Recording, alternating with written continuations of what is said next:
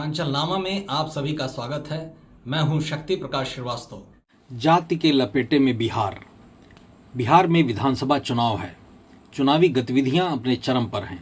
वैसे तो बिहार में चुनाव को प्रभावित करने वाले बहुतेरे फैक्टर हैं, लेकिन उन सभी में आज भी सर्वाधिक प्रभावित करने वाला फैक्टर है वहां की जातीय सियासत। फर्क सिर्फ ये है कि दशकों पहले ये ज्यादा था, आज उसकी अपेक्षा थोड़ा कम है। आज भी यहाँ के पिछड़े वर्ग और यादव मतदाताओं में अधिकांश ऐसे हैं जो खुलकर लालू यादव को समर्थन की बात करते हैं। उनमें भी बहुतेरों का मानना है कि हम जाति छोड़कर आखिर कहाँ जाएंगे। मतलब कि आज भी बिहार अपने इस ब्लैक स्पॉट से अलग नहीं हो सका है। पूरे देश में बिहार इकलौता ऐसा प्रदेश है जहाँ की सियासत अन्य प्रदेशों की तुलना में अलग मानी जाती है।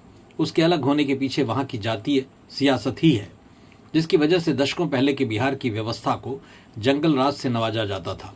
आज भी इस जंगल राज शब्द का बखूबी इस्तेमाल सियासी पार्टियां करती हैं। इस चुनाव में भी एनडीए गठबंधन के चुनावी एजेंडे का ये अहम शब्द है। इस बार जातीय समीकरण को साधने के हिसाब से ही एनडीए गठबंधन में सीटों का बंटवारा भी हुआ है। उम्मीदवारों के चयन में भी इसका बखूबी ख्याल रखा गया है। प्रदेश के उच्च वर्ग यानी सवर्णों में जहां एनडीए गठबंधन की तरफ लोगों का झुकाव दिख रहा है, वहीं पिछड़ा, दलित और अल्पसंख्यकों में अभी भी लालू प्रसाद यादव के प्रति सहानुभूति है। इस समुदाय के लोगों से बात करने पर ही आपको इसका अंदाजा लग जाएगा।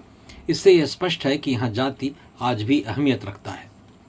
जाति के अलावा इस बार बिहार का भविष्य तय करने में ऐसा लग रहा है कि यहाँ के युवाओं और महिलाओं की भी अहम भागीदारी होगी।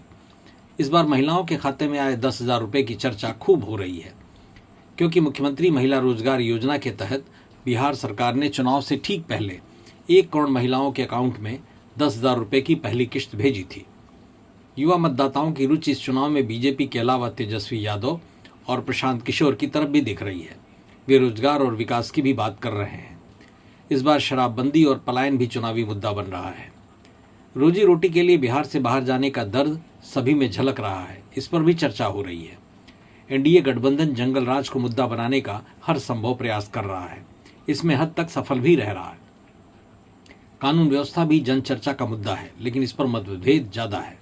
अधिकांश का तर्क है कि क्या अब अपराध नहीं हो रहे हैं और हत्याएं नहीं हो रही हैं, लेकिन ज्यादातर मानते हैं कि कानून व्यवस्था मुद्दा है और स्थिति पहले से बेहतर हुई है। मतलब की बात में आज बस इतना ही। कल फिर मुलाकात होगी इसी समय, इसी चैनल पर। तब तक के लिए नमस्कार।